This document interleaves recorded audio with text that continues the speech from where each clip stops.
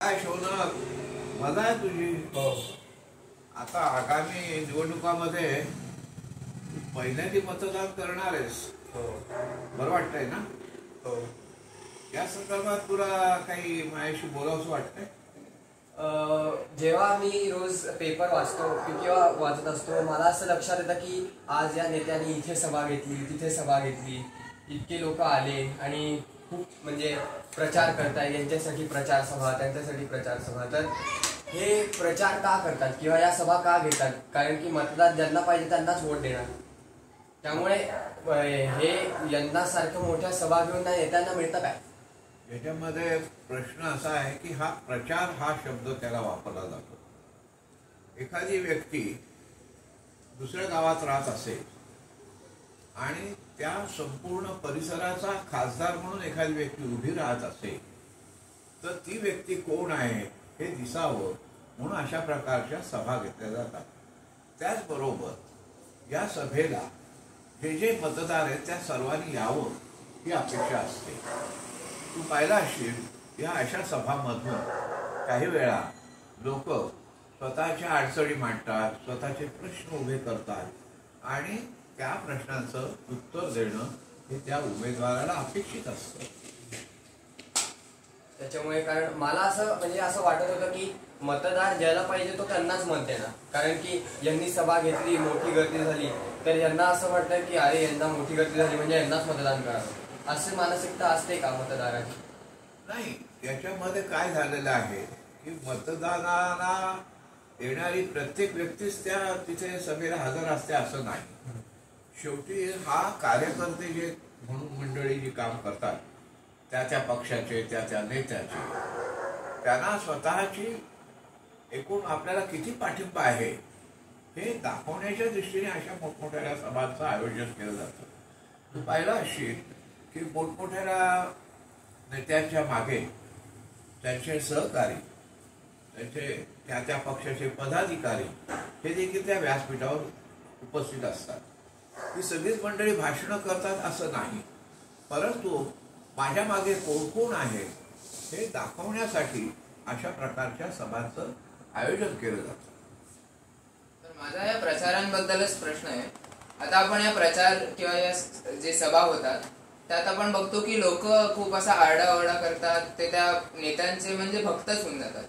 आणि आपण इतिहासात पूर्ण बघितलंय की जेव्हा जनता एका माणसाची एका एका म्हणजे खूप जास्त भक्त होते, तेव्हा त्या माणसाकडे जी ताकद येते त्यांनी खूप जास्त वाईट गोष्टी घडायला लागतात. तर याबद्दल तुम्ही काय म्हणताय? म्हणजे आता आपण आंबेडकरांचंही ऐकलेलं आहे, ते म्हणले होते की आता आपण धर्मात भक्ती केली तर आपल्याला मोक्ष प्राप्त होतो, पण आपण जर का माणसाची भक्ती केली तर त्यांनी समाजाला वाईट दिशेला जातो सांगतो.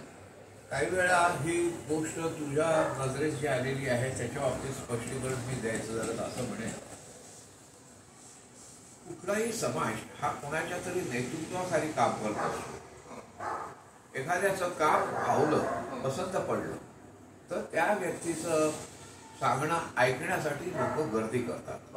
आता उदाहरणार्थ आपल्या घरगुतीचा विचार केला, आता तुमच्या घरात सध्या तुमचे आई आणि बाबा हे मुख्य माणसं आहेत. तुम्ही त्याचं ऐकता याचं कारण का की ते तुम्हाला पटतं आणि हीच भूमिका पक्षाचे प्रमुख या नात्याने ती मांडण्याचा प्रयत्न करतात. ती कोणासाठी करतात? त्यांनी उभा केलेल्या उमेदवाराच्या साठी करतात. उमेदवार चांगला आहे हे स्वतः मी म्हणण्यापेक्षा माझ्यापेक्षा पुढे वडीलधारी माणूस किंवा अधिकारी वर्गातल्या माणसाने माझ्या संदर्भात 4 शब्द सांगणं म्हणजे या व्यक्तीचं पूर्णपणे गुणदर्शन दाखवणं असतं. त्यामुळे व्यक्तिनिष्ठ काही गोष्टी मान्य कराव्या लागतात.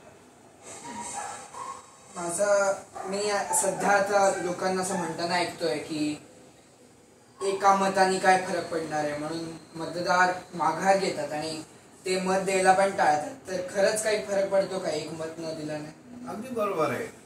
मतदान हे जे झालेलं असतं, तुम्हा लोकांना ही कल्पना आहे, बहुमत या शब्दाचा जर अर्थ काढला तर तुम्हाला अंकगणितातला विषय आहे तो की 100 मतदार आहेत, 100पैकी 49 आणि 100पैकी 51. आता या इथे 50-50 असते तर सारखेच होते, पण एक मत ज्याला जास्त मिळालं तो माणूस, तो उमेदवार हा निवडून आला असं जाहीर करण्यात येतं. आणि आता पुढचा विषय येतो तुमच्या.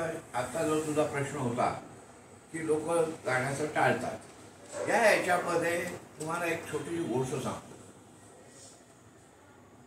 पौराणिक गोष्ट आहे, परंतु त्याचा जर अभ्यास केला तर ते आपल्याला सध्याच्या घडीला दिसूनही येतं. काय गोष्ट आहे ती? गोष्ट अशी आहे शोना, एका मंदिरात शिवाची मूर्ती होती आणि तिथे त्या राजाने सगळ्यांना निमंत्रण देऊन सांगितलं होतं प्रत्येकाने एकेकाने येऊन त्या मंदिरात घागरभर दूध घालायचं. झालं. चांगली माणसं जी होते ते आज्ञाधारक होते. मनापासून त्याने भराभर आपल्या घरातलं जे होतं नव्हतं ते सगळं दूध घालायला सुरुवात केली. एक अशी काही मंडळी होती, त्याने तू आता जो प्रश्न विचारला आपल्या एका मताने काय होतं, तसंच काही मंडळीच्या डोक्यात प्रश्न आला, इतके लोक घालतायत घागरीभर दूध, आपण कशाला घालूया, आपण असं करूया एक घागरभर पाणी घालूया. आता घागरभर पाणी आणि घागरभर दूध या दुधाच्यामुळे काय झालेलं आहे, अपेक्षित तो परिणाम पाण्यामुळे झाला नाही. आणि या ह्याच्यामध्ये एका घागरीने देखील घातलेलं पाणी हे 100 घागरीने घातलेल्या दुधाला खराब करून टाकतं आणि तिथे त्याचा जो अपेक्षित असा परिणाम होता, अपेक्षित आहे, तो होत नाही. आता जसं आता निषाद म्हणाला की जास्त लोक त्या नेत्याचे भक्त होतात आणि फार पैसा आणि पावर आली की नकळत त्याचं मन वाईट दिशेला चालू लागतं, ज्याच्यामुळे भ्रष्टाचार सुरू होतो. तर मला असं वाटतं की भ्रष्टाचार का होतो आणि काय असतं भ्रष्टाचार म्हणजे, कारण की खूप प्रकारचे भ्रष्टाचार आपण ऐकले, तर म्हणजे भ्रष्टाचार होतो का? पहिला मुद्दा भ्रष्टाचाराच्या बाबतीत जर विचार केला तर असं लक्षात येतं, भ्रष्टाचार या शब्दाचा अर्थ तुम्हाला कळलाय का? पहिला मुद्दा करप्शन हा इंग्रजीमध्ये विषय झाला. माझ्या समोर प्रश्न असा येतो, भ्रष्ट हा शब्द तुम्ही ऐकलाय? हो. भ्रष्ट म्हणजे खराब होणं, अयोग्य होणं. आता अयोग्य होणं म्हणजे अयोग्य कृती करणं म्हणजे भ्रष्टाचार. आता तो भ्रष्टाचार अनेक प्रकारचा आहे. एक गोष्ट मान्य करूया, भ्रष्टाचाराच्या गोष्टी तुम्ही आम्ही सगळे ऐकतो, पाहतो, वाचतो, हा चालू आहे, हे सगळं जगन्मान्य आहे. तुम्हाला माहिती नसेल तर 40 वर्षापूर्वी आपल्या या देशाचे एक पंतप्रधान होते, त्यांनी जाहीररित्या सांगितलेलं होतं, भ्रष्टाचार हा शिष्टाचार आहे. आता भ्रष्टाचार हा जर शिष्टाचार झाला त्याचा अर्थ काय झाला की मी काही जरी वाईट काम केलं तर योग्यच आहे, हे त्या व्यक्तीने ठासून सांगितलं. आता जिथे सरकार मान्यता मिळाली तर मग सामान्य दर्जाची जी काम करणारी मंडळी आहे, ज्याला आपण बॉटम लेवल म्हणतो, अगदी खालच्यापासून नाही, अगदी शिपायापासून विचार केला, सेवकापासून, तर तो देखील या गोष्टीला आता सरावलेला आहे. आणि त्या भ्रष्टाचाराला निर्मूलन करण्याची सगळ्यांची शपथ असते. बोलताना सगळेजण म्हणतात की आम्ही भ्रष्टाचार निपटून काढू, पण वस्तुतः ते कधी शक्य झालं नाही. याचं कारण मानसिकता. त्या व्यक्तीला, मगाशी तुझ्याच प्रश्नाचं उत्तर परत तेच देतो की एकाने नाही केला तर काय होईल, पण इथे सगळेजण म्हणतात मी नाही करत किंवा मीच करतो, इतर लोक नाही करतायत ना, मीच करतो भ्रष्टाचार, मग ह्याच्यात काय होईल? मगाशी जे दुधाचा जो मी प्रसंग सांगितला तसंच होईल. म्हणजे एका व्यक्तीने जरी, एका पक्षातल्या एका व्यक्तीने जरी केलं, अख्ख्या पक्षाचं नाव खराब होतं. ते तर खराब होणारच आहे, परंतु त्याला वाट नाही लागला पण गुण लागला असा तो एक प्रकार होतो. आणि या इथे भ्रष्टाचार हे दुर्दैवाने हा शाप आहे आणि तो शाप हा आपण आयुष्यभर जोपासतो. आपण स्वतः स्वच्छ राहावं एवढे मात्र माझी सगळ्यांना विनंती असते. काही लोक जगात आहेत, परंतु अशा लोकांना खूपच त्रास होतो. कारण की आपण आता बघतो की असा आत्ताच्या याच्यामध्ये तर एकही पक्ष नाही जो अगदी फार स्वच्छ, साफ आणि सगळे इमानदार त्यांचे कार्यकर्ते त्या आणि मग असं जी रुलिंग पार्टी पण जी आहे कुठल्याही राज्यामध्ये प्रांतामध्ये, त्या रुलिंग पार्टीमध्ये पण भ्रष्टाचार होत असतो इंटरनल त्याच्यामध्ये. तर त्याच्यामध्ये असे आरोप करतात की फक्त ऑपोजिशनवाले ऑपोजिशनवाल्यांचं ही सायकल भ्रष्टाचाराची चालू असते. तर हे खरं आहे का की यांचे इंटरनली पण चालू असतात, म्हणजे आता मनी लॉन्ड्रिंग जसं आपण म्हणतात. बरोबर. तर मग याच्यामध्ये दुर्दैवाने गोष्ट अशी आहे, तुम्हाला लोकांना माहिती आहे ती अशी की जोपर्यंत एखादी गोष्ट जाहीररित्या लोकांच्या समोर येत नाही, ती समोर आल्यानंतर त्याच्यावर कारवाई होत नाही, त्याच्यानंतर तो गुन्हेगार म्हणून सिद्ध होत नाही, तोपर्यंत सगळं दृष्टीआड होतं. अशी माणसं ज्ञान त्या मार्गाने स्वतः कलंकित असून देखील कसं लाभ राहता येईल अशा डावपेचाने खेळतात. त्यामुळे परिस्थिती अशीच राहते की त्या माणसाला याची सवय लागते आणि त्याचे दुष्परिणाम सामान्य जनतेला टाकतात. आता एक साधं उदाहरण देतो. साधारण तुम्ही ऐकलं असेल हे आमदार खासदार मंडळी जुन्या रस्त्यांचं उद्घाटन करतात. त्या रस्त्याला बांधणीसाठी लाखो रुपयांचं बजेट मंजूर करतात. ते एस्टिमेशन असतं की या रस्त्याला 15 लाख रुपये लागतात. आता 15 लाख रुपये हे सरकारकडनं मंजूर होऊन जातं. तुम्हाला हेही माहिती असेल किंवा कधीतरी कळेल की हे मंजुरी देणारी मंडळी देखील तिथून त्याचा मूळ सुरुवात होऊन जातो. या योजनेला मंजुरी देण्यात आहे असं मंत्रिमंडळाने जाहीर केलं की तिथून पुढे याचा भ्रष्टाचाराचा प्रवास सुरू होतो. आता गंमत पहा, मगाशी मी तुम्हाला सांगितल्याप्रमाणे एखाद्या रस्त्याला 15 लाख रुपये लागणार असतील तर 15 लाखा इतकाच तो सडक किंवा रस्ता व्हायला पाहिजे. पण तो निकृष्ट दर्जाचा का होतो तुम्ही पाहताय. दर 2-4 महिन्यांनी 6 महिन्यांनी रस्ते उघडलेले दिसतात. आता जर त्या माणसाने त्या योजनेमध्ये अभ्यास करून संपूर्ण व्यवस्थित असा रस्ता व्हावा या उद्देशाने जर 15 लाख रुपये मंजूर केले असतील तर 15 लाखाची गुंतवणूक झाली असती तर तो रस्ता निदान 6 वर्ष 5 वर्ष चांगला राहिला असता. परंतु 6 महिन्यातून तो उकडला जातो. त्याचं कारण असं की त्यात वापरलं जाणारं निकृष्ट दर्जाचं मटेरियल. आता निकृष्ट दर्जाचं का मटेरियल वापरलं जातं ते वापरल्याशिवाय रस्ते खराब होणार नाहीत नाही का. प्रश्न असा येतो की मगाशी म्हटल्याप्रमाणे वरपासून खालपर्यंत त्याला गळती लागते. 15 लाखामधनं काही ठराविक रक्कम मंजूर करणाऱ्याला त्याच्यानंतर असं करता करता करता अगदी त्याचं बिल मंजूर करणाऱ्यापर्यंतची पाळी येते आणि मग त्याच्याजवळ 15 लाखाऐवजी 8च लाख आले तर त्या 8 लाखात त्याचाही फायदा घ्यायचा म्हणून तो स्वतःचे 1-2 लाख बाजूला काढतो आणि 15 लाखाला खर्च येणाऱ्या रस्त्याला 5-6 लाखाचीच गुंतवणूक करतो आणि तो रस्ता निश्चितपणे खराब. तर मग आत्ताच्या जगात ओळखायचं कसं कुठला पक्ष जनहिताचा योग्य आहे किंवा आपल्या मताचा असं वाटेल की आपण मत दिलं की हा काम करेल. याच्यामध्ये जवळच्याच गोष्टी फार अवलंबून आहेत. याच्यामध्ये जेव्हा लोकशाही हा विषय येतो कारण की मी असं म्हणजे असं माझं असं मत आहे आणि मी असं ऐकत पण आलोय की जेव्हा नेत्यांना गरज असते तेव्हाच ते आपल्याकडे येतात मत मागायला. नाहीतर एरवी निवडणूक संपली मग ते आपल्याकडे ढुंकूनही बघत नाही. अगदी बरोबर आहे. या मताशी मी 100% सहमत आहे. प्रश्न असा येतो की जर तुम्ही अभ्यास केला नसेल कारण की ते तुमचं वय नाही आहे परंतु कितीतरी ठिकाणी आपल्या भारत देशामध्ये या ज्या 543 जागा आहेत त्याच्यात जवळजवळ 200-250 जागा अशा आहेत की जिथे मतदानाची एकूण संख्या जी आहे मतदारांची ती 40 लाख 35 लाख 50 लाख अशी आहे. आता 50 लाखाचं प्रतिनिधित्व करणारा माणूस हा तुमच्याकडे वैयक्तिकरित्या काय येऊ शकत नाही त्याचं कारण असं की ते इतक्या लोकांना भेटणं शक्य नाही. आता तुझा जो दुसरा प्रश्न होता की आपण कसं ओळखायचं. हे ओळखणं हे आपली स्वतःच्या मनाची क्षमता असते पाहिजे. उदाहरणार्थ, जेव्हा आपण कुठली गोष्ट निर्णय घेतो त्या निर्णयाच्यासाठी आपण काहीतरी मानसिकदृष्ट्या अभ्यास करतो. उदाहरणार्थ, फलाणी एक व्यक्ती उभी आहे, उमेदवार, त्या व्यक्तीचा कानोसा येतो कुठे, आपण वाचतो.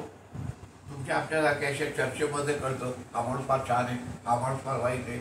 या ज्या चर्चा आहेत या चर्चेआधी तुमचा आजचा निर्णय होतो की ही माणूस योग्य व्यक्ती आहे किंवा अयोग्य व्यक्ती. तर आता या संदर्भातच म्हणजे विषय म्हणजे टॉपिक मी बदलतो आणि असं मला आहे की एखादा नेता पक्ष का बदलतो. म्हणजे तो आता समजा वर्षानुवर्ष त्या पक्षात राहिलेला आहे, तर असं एकदम काय होतं की तो पक्ष बदलतो. त्यांनी आपलं मत वाया जातं का जर का त्यांनी पक्ष बदलला. अगदी बरोबर आहे तुझा मुद्दा. पक्ष बदलला तर आपलं मत वाया जात नाही. याचं कारण असं, त्याचं काम होऊन गेलेलं असते तुमच्या मताने, त्यामुळे तो निवडून आलेला निवडूनच राहतो. ते आपल्याला मात्र आत्मिक दुःख होतं मनाला, अरे आपण ह्या माणसाला आपलेपणाने दिलं आणि चांगलं काम करण्याच्याऐवजी त्याने वेळ आल्यानंतर टोपी बदलली. आणि हे आत्ताच्या घडीला सर्रास चालू आहे. आता तुझा जो प्रश्न होता की नेता पक्ष बदलल्यानंतर काय करतात, या याच्यामध्ये सगळ्यात महत्वाची गोष्ट आहे, येणारा प्रत्येक खासदार हा सत्ता मिळवण्यासाठी येत असतो. ती एन केन प्रकारे हा जो शब्द आहे तो इथे लागू पडतो. मी निवडून आल्यानंतर मला काहीतरी मोठेपणा मिळाला पाहिजे, मला काहीतरी उत्पन्नाची बाब झाली पाहिजे. आणि या याच्यामध्ये जिथे सरशी तिथे पारशी अशी एक म्हण आहे, माहितीये, जिथे सरशी तिथे पारशी. आता त्या म्हणीचा आम्ही इथे काय वापर करतो, जिथे 10 लोक जातील तिथे मी 11वा म्हणून जातो. कारण की तिथे त्यांचं भलं होणार आहे, मग मी पण का नको म्हणून मी 11वा जातो. आता त्यावेळेस आधीच्या पक्षाशी असलेले संबंध, त्यातली नीतिमत्ता ही सगळी तिथे गहाण ठेवली जाते. संधी साधू हा एक अजून एक मराठी शब्द आहे की जिथे संधी मिळेल तिथे मी जायला पाहिजे. कारण की माझ्या डोक्यात एकच विचार आहे, मी निवडून यायला पाहिजे. मी निवडून आल्यानंतर माझ्या मनाप्रमाणे मला संधी मिळाली पाहिजे आणि मग मनाप्रमाणे संधी मिळाल्यानंतर माझ्या मनाप्रमाणे बाकीच्या सगळ्या गोष्टी मिळाल्या पाहिजे. आपण जे आता मत देणार आहे, म्हणजे मी नाही देणार पण हा पहिल्यांदा आता मतदान करणार आहे, तर त्याचं मत फक्त लोकसभेसाठी सीमित आहे का. या सध्याच्या ज्या निवडणुका चालू आहेत या फक्त लोकसभेच्या आहेत. संपूर्ण जग महाराष्ट्र हे देशभर या निवडणुका होत आहेत. त्यामुळे यावेळेस मतदान हे केवळ आणि केवळ लोकसभेच्या खासदार पदासाठी आहे. मग राज्यसभाचे प्रतिनिधित्व कसे निवडले जातात. राज्यसभा तुम्हाला आताच्या घडीला खूप चांगला तुझा हा प्रश्न आहे, कारण की तुझं वय लक्षात घेता हा प्रश्न तुझ्या डोक्यात आला, त्याच्याबद्दल मला फारच कौतुक आहे. पहिला मुद्दा, राज्यसभेची निवडणूक करत असताना आपल्या लोकशाहीच्या पद्धतीमध्ये असा एक संकेत आहे, राज्यसभेचा माणूस हा लोकसभेच्या जशा निवडणुका होतात तशा निवडणुका लढवत नाही. निवडणुका होतात पण या पद्धतीच्या नाही. लाखो लोकांची मतदान नसतं, सिलेक्टेड खासदार असतात, इलेक्टेड नाही. Selected cabinet. आता सिलेक्टेड आणि इलेक्टेड याचा जर सूक्ष्म अर्थ पाळला तर तुम्ही आम्ही मतदान केलेले खासदार हे लोकसभेसाठी असतात. आता याने जो शब्द वापरला तो सिलेक्टेड. सिलेक्टेड म्हणजे काय, इनडायरेक्टली इलेक्टेड किंवा इनडायरेक्टली अपॉइंटेड. आता या आता इथे अपॉइंटेड याचा शब्द घेतल्यानंतर काय होईल की ह्या लोकांना म्हणजे खासदारकीना राज्यसभेच्या त्यांचे जे पक्ष आहेत, ज्या ज्या पक्षाला ते काम करतात त्या पक्षाचे जे नेते आहेत, आता त्याच्याकडे 4 माणसं आहेत समजा, एका पक्षाकडे, ती त्याच्या पक्षाच्या ध्येय धोरणाला राबवून निवडून आलेले आहेत. अजूनही काही चांगले होतकरू माणसं त्यांच्याकडे आहेत. मग अशा माणसांना पुढे संधी देण्यासाठी राज्यसभेचे दरवाजे उभे होतात. आता राज्यसभेमध्ये कोण जातं. हा, तर मला असं कन्फ्युजन किंवा मला असं हे जाणून घ्यायचंय की राज्यसभेमध्ये केंद्रीय मंत्रिमंडळाची मंत्री असतात का. म्हणजे परराष्ट्र मंत्री असतो का किंवा अर्थमंत्री असतात का लोकसभेमधून सिलेक्टेड खासदार असतात ना? याच्यामध्ये लोकसभेमध्ये या राज्यसभेमध्ये निवृत्त केलेल्या लोकांना संधी दिली जाते. तुम्हाला आठवत असेल की काही वेळा आता नाही बोल असंच होतं मोठ्यांचा म्हणा. पण आता आपण असं म्हणतो की या लोकशाहीमध्ये विचारसरणीला खूप महत्व असतं. हो बरोबर. कारण की विचारसरणीशिवाय देश पुढे जाऊ शकत नाही. कुठले तरी दोन विचारसरण्यांमध्ये असं एक किंवा कॉम्पिटिशन चालू असतं की दोन विचारसरणींमध्ये समाज विभागलेला असतो. बरोबर. तर असं एक उदाहरण आपल्याला इथे मिळतं की आपल्याच महाराष्ट्राच्या सरकारमध्ये भाजप, शिवसेना आणि राष्ट्रवादी काँग्रेस यांची आता युती आहे. असं युतीचं सरकार आहे. आणि आपण तसं पाहतोय की भाजप आणि शिवसेना हे काही अर्थांमध्ये उजव्या विचारसरणीचे पक्ष आहेत. म्हणजे त्यांना हिंदुत्ववादी काही अंशी ते पक्ष आहेत. तर त्यांनी राष्ट्रवादी काँग्रेस म्हणजे जी हिंदुत्ववादी संघटना किंवा पक्ष नाहीये, तर त्यांना त्या पक्षाला त्यांनी त्यांच्या सरकारमध्ये का स्थान दिलं असेल? नाही, या गोष्टीबद्दल जर विचार करायचा झाला तर काही वेळा मोठमोठाली पक्ष आणि पक्ष नेते ही परिस्थितीचा आढावा घेऊन जास्तीत जास्त आपल्याला बळकटी यावी. वैचारिक त्याचं दुमत असू शकतं, परंतु इतर गोष्टी जर विचार केला तर आयडिओलॉजी ही वैयक्तिक आहे. पण त्याचबरोबर स्ट्रॅटेजिक ज्याला म्हणतो परिस्थितीजन्य निर्णय घ्यायचा तो या भाजप सरकारने किंवा भाजप आणि शिवसेनेने घेतला की हे आपल्याबरोबर आले तरी चालतील. त्यामुळे त्यांना आपल्या मंडळात त्यांनी मंत्रिमंडळात सहभागी करून घेतलेले. तर आयडिओलॉजी बद्दलच मला प्रश्न आहे. आता आयडिओलॉजी सगळ्यांची वेगवेगळी असते. काही लिमिट पर्यंत काही लोकांची आयडिओलॉजी मिळते, काही लोकांची वेगळी असते. तर आता आपण खूपदा बघतो, आता इलेक्शन जसे जवळ येतात तसे जे नेते असतात ते एका आयडिओलॉजीचे जे फॉलोअर्स असतात त्यांच्या त्या आयडिओलॉजी प्रति जी त्यांची निष्ठा असते त्याला खूप एक्सप्लॉइट करतात. म्हणजे आता जसं आपण हिंदुत्व बघितलं तर आता इलेक्शन जवळ आले की ते हिंदुत्वाशी जे लोकांचं हिंदुत्वाप्रती जी निष्ठा आहे तर त्याला खूप जास्त एक्सप्लॉइट करतात. त्याला स्वतः निवडून येण्यासाठी त्याचा वापर करतात. तर हे कितपत बरोबर आहे किंवा ह्याला कसं आपण टाळू शकतो या एक्सप्लॉइटेशन? मला तुझ्या प्रश्नाचा रूप कळलेला आहे. प्रश्न असा येतो की जेव्हा एक समाज एकत्र असतो त्या समाजात अनेक विचारांचे अनेक पद्धतीने काम करणारे राहणारे माणसं एकत्र येतात. परंतु जेव्हा एखादं राष्ट्रकार्य, आता निवडणूक लढवणं हे राष्ट्रकार्याचाच एक भाग आहे. आता याच्यात दुमत कुठे होतं ते निष्ठेच्या बाबतीत होतं. कारण की आपल्या घटनेमध्ये धर्म ही संकल्पना कुठेच नाही. तुम्ही एक भारतीय नागरिक या नात्याने राहा हा वैयक्तिक विषय झाला. आणि साधारण तुम्ही हे पाहिलं असेल की आपण काय केलं म्हणजे लोकांना आवडेल या भावनेने ह्या काही काही गोष्टी घडत असतात. एखादा माणूस देवाला गेला तर तिथे जे भाविक आहेत त्यांना ते बरं वाटतं. एखादा माणूस मशिदीत गेला तर त्या लोकांना बरं वाटतं. एखादा माणूस चर्चमध्ये गेला तर त्या लोकांना भाव जातो, अरे हा आपल्याला खूप भावणारा माणूस दिसतोय, आपल्या धर्माबद्दल आपल्या एकूण आचारा विचाराबद्दल त्या माणसाला आपुलकी आहे.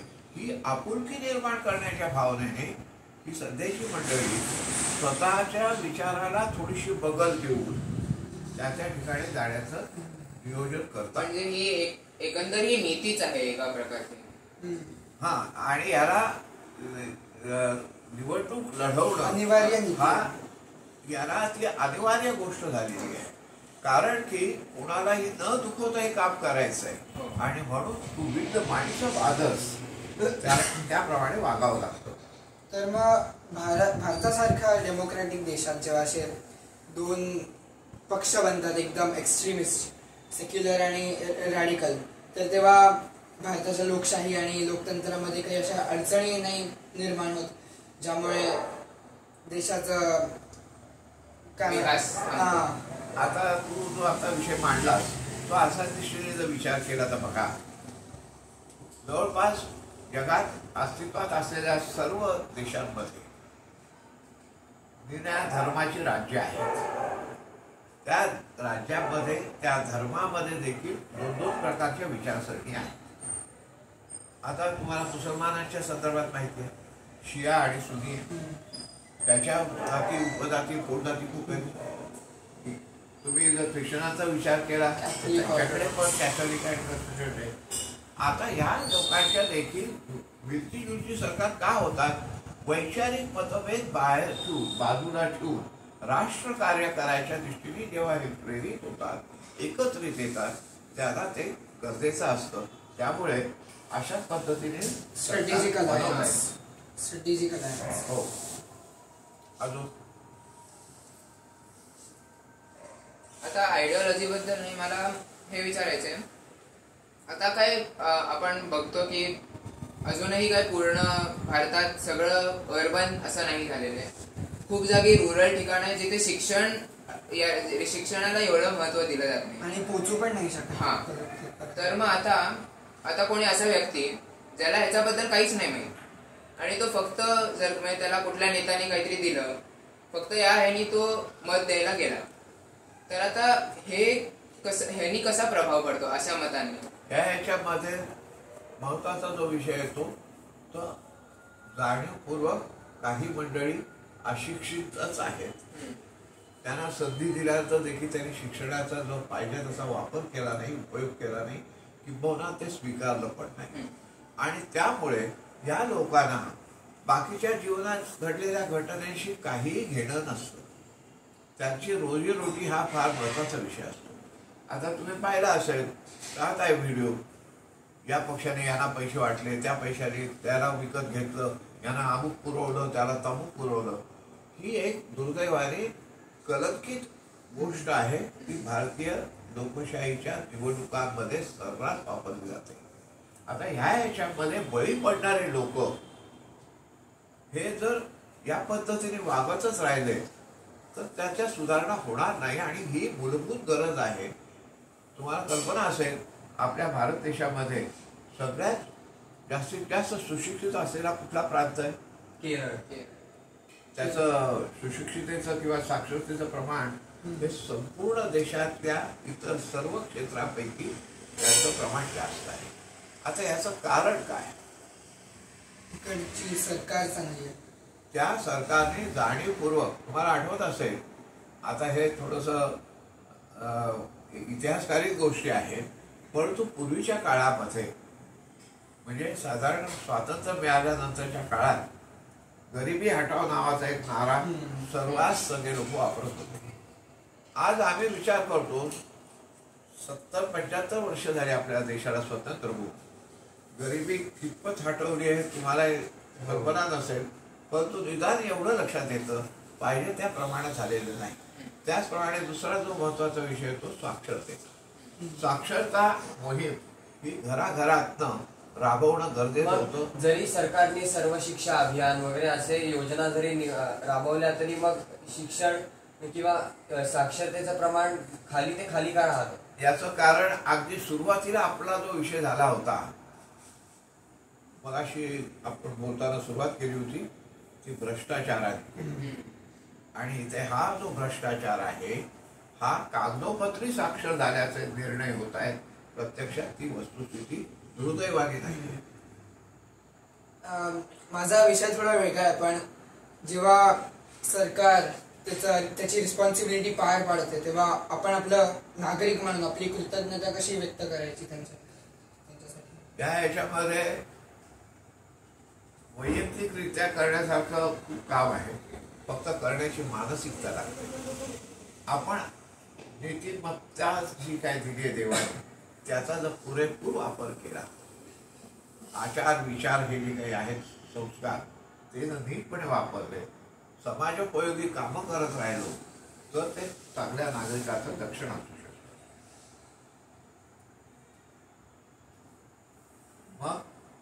आताच्या घडीला तुमचं काय मत आहे? हे सगळं चर्चा ऐकली आहे, काय डोक्यात विचार आहे तुझ्या? आता माझी तर उत्सुकता बरीच वाढली आहे. मी पुढच्या वर्षी मत देऊ शकेन. पुढच्या वर्षी मी 18 वर्षांचा होईल. तर आता मी या सगळ्या गोष्टींचा विचार करूनच माझं मत ठरवेन. म्हणजे असं महत्वाचं आहे का उमेदवार पाहून मत दिलं पाहिजे का पक्ष पाहून मत दिलं पाहिजे? हा अत्यंत उत्तम प्रश्न आहे. याच्यामध्ये उमेदवार आणि पक्ष हे दोन वेगळ्या गोष्टी आहेत. कारण की आपल्याला जो पक्ष आवडतो त्याच्यात जो जर का भ्रष्टाचारी उमेदवार असेल तरी आपण त्याला मत देतो. आताच्या घडीला जे काही लोकांना येणारे अनुभव आहेत त्या अनुभवाच्या बळावरती मतदान केलं जाते. उदाहरणार्थ आता तुझा जो प्रश्न होता पक्ष पाहून मत करू का मतदार पाहून मत, व्यक्ती पाहून मत करू, याच्यामध्ये जी व्यक्ती आपल्याला योग्य वाटते त्या व्यक्तीला मतदान करणं ही आजची काळाची गरज आहे. म्हणजे थोडक्यात उमेदवार पाहून. येस, उमेदवार पाहून. म्हणजे आता कुठल्याही पक्षाचा असो, तो कुठल्याही पक्षाचा असो. याचं कारण असं आहे की आता तू तर पहिल्यांदाच करतोय, तुला अनेक मतदानाच्या संध्या येणार आहेत. तू नक्की त्याचा वापर कर. फक्त निर्णय हा आहे आजच्या घडीला की मी मतदान केलं पाहिजे. ती आज काळाची गरज आहे. त्यामुळे तिथे आपलं जागरूकता जास्त असली पाहिजे. आणि हा सुदैवाने इतर ठिकाणी अधिकार मागून मिळालेले नाहीत असेही काही देश या जगात आहेत. त्या मानाने आपण सगळे सुखी आहोत की योग्य वेळेला तुम्हा लोकांना आवाहन केलं जातं.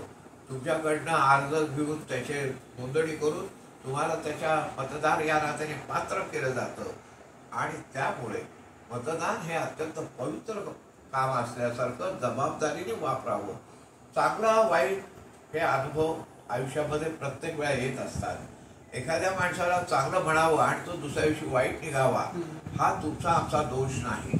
माझं कर्तव्य एकच आहे, मी मतदार आहे, मला मतदान करायचंय आणि मतदान कोणाला करायचंय हा जर मला अधिकार असेल तुम्ही माझ्या मनाशी नीटपणे फुटगाठ बांधली पाहिजे. व्यक्तिश्रेष्ठ का पक्षश्रेष्ठ हा प्रश्न इथे लागू होत नाही. याचं कारण असं आहे जी व्यक्ती माझ्यासमोर उभी आहे किंवा माझ्या नजरेसमोर आहे त्या व्यक्तीचं जर पूर्वानुभव बाकीच्या माहिती माझ्याजवळ संकलित असतील, स्वतःला अनुभवाने आलेल्या असतील, अशी व्यक्ती भले कुठल्याही पक्षाची असू दे, ती जर व्यक्ती मला उपयुक्त वाटत असेल तर मला तिला नक्कीच मतदान करून माझा जो भाग आहे, माझं जे कर्तव्य आहे त्यात आपण 100% योगदान दिलं पाहिजे आणि या लोकशाहीचा मान राखला पाहिजे. तेव्हा कळलं ना आजच्या घडीचा आपला तुमच्या बऱ्याचशा गोष्टीचं शंका निरसन झालंय का? अजून काही शंका आहे? माझ्या डोक्यात एकदम क्लिअर इमेज आली आहे. वा, बरं वाटलं. आजचा सभा म्हणजे तुम्ही आम्हाला बोलतं केलं आणि तुम्हाला जे काय माझ्या अनुभवात वाचण्यात लिखाणात जे काही येत आहे ते तुम्हाला मी सांगू शकलो. चलो चलते रहो. जय हिंद, जय भारत. जय भारत.